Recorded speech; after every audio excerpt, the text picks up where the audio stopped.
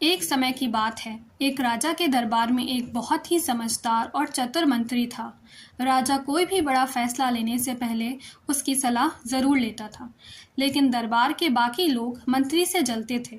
उन्हें उसकी अकल और राजा की नज़दीकी पसंद नहीं थी। एक दिन राजा ने मंत्री से कहा, तुम तो बहुत बुद्धिमान हो, लेकिन तुम्हारा बेटा तो एकदम मूर्ख है। उसमें ज़रा भी समझदारी नहीं है। मंत्री को यह सुनकर बहुत बुरा लगा। उसने पूछा, महाराज, आप ऐसा क्यों कह रहे हैं? आपको क्या लगता है कि मेरा बेटा मूर्ख है? राजा ने कहा, हर सुबह जब मैं जनता से मिलने बाजार जाता हूँ तो तुम्हारा बेटा वहीं खड़ा होता है। मैं रोज़ उससे पूछता हूँ, सोना ज़्यादा कीमती है या चांदी? और वो हर बार कहता है, चांदी। राजा की ये बात सुनकर पूरा दरबार हंसने लगा और मंत्री शर्मिंदा हो गया। मंत्री चुपचाप घर गया। उसने अपने बेटे से पूछा, बेटा, सोना और चांदी में कौन सा धातु ज़्यादा कीमती है? बेटे ने तुरंत जवाब दिया, पिताजी, सोना।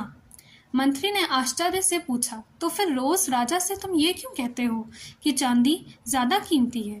बेटे ने मुस्कुराते हुए कहा, पिताजी, हर सुबह राजा बाजार में आते हैं और मुझे बुलाकर 2 सिक्के दिखाते हैं, एक सोने का और एक चांदी का। फिर कहते हैं, इनमें से कीमती चुनो। मैं हर बार चांदी का सिक्का उठाता हूँ और राजा हंसते हुए चले जाते हैं।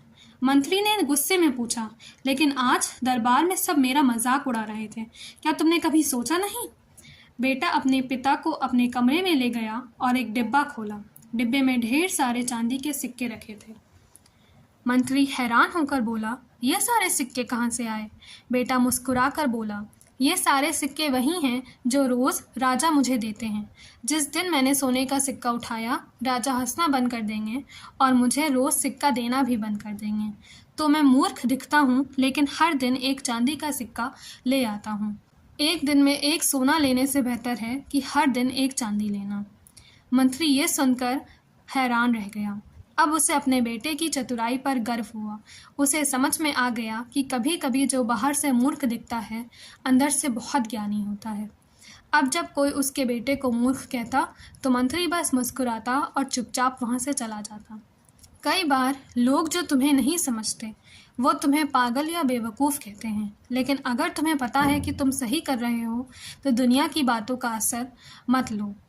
कई लोग कम काम करके ज़्यादा शोर करते हैं और कुछ लोग बड़े काम चुपचाप कर जाते हैं। असली समझदारी ये है कि दिखावे से नहीं, परिणामों से पहचाने जाओ।